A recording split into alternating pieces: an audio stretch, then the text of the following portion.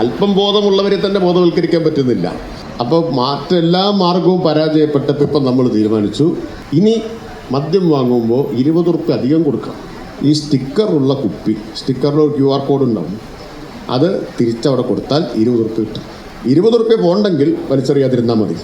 പിന്നെ ബോധം പോയാൽ പിന്നെ 20-നൊന്നും ഒരു വില ഉണ്ടാവില്ല. ഇതടിച്ചിട്ട് ബോധം പോയാലേ ഇപ്പം 20-ൻ്റെ കാര്യമൊന്നും ഓർമ്മ ഉണ്ടാവില്ല. അങ്ങനെ വലിച്ചെറിഞ്ഞാൽ ആരെടുത്ത് കൊടുത്താലും പൈസ കിട്ടും. അപ്പോൾ നിങ്ങളൊക്കെ ഇനി തെറ്റിദ്ധരിക്കേണ്ട, ഈ കുപ്പി തിരിച്ചു കൊണ്ട് കൊടുത്താൽ അയ്യോ ഞാൻ കഴിച്ചതാണോ എന്ന് ചോദിക്കുമോ? ആ ചോദ്യമൊന്നുമില്ല. സ്റ്റിക്കർ ഉണ്ടോയെന്നേ നോക്കും. അത് ഹരിതകർമ്മസേനക്കാർക്കും ആവാം, സ്കൂളിലെ കുട്ടികൾക്കും ആവാം, ആർക്ക് വേണമെങ്കിൽ ഈ സാധനം എടുത്ത് കൊടുക്കാം.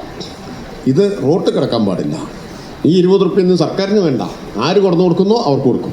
പ്ലാസ്റ്റിക് മാത്രമല്ല, ചില്ല് കുപ്പിയാണെങ്കിലും ഇതിൻ്റെ സ്റ്റിക്കറുള്ള കുപ്പി, വഴി കിടക്കുന്ന ഏതെങ്കിലും കുപ്പി എടുത്തിട്ട് അവിടെ കൊണ്ടേ കൊടുത്ത് 20 റുപ്യ എന്ന് പറഞ്ഞാൽ കിട്ടില്ല.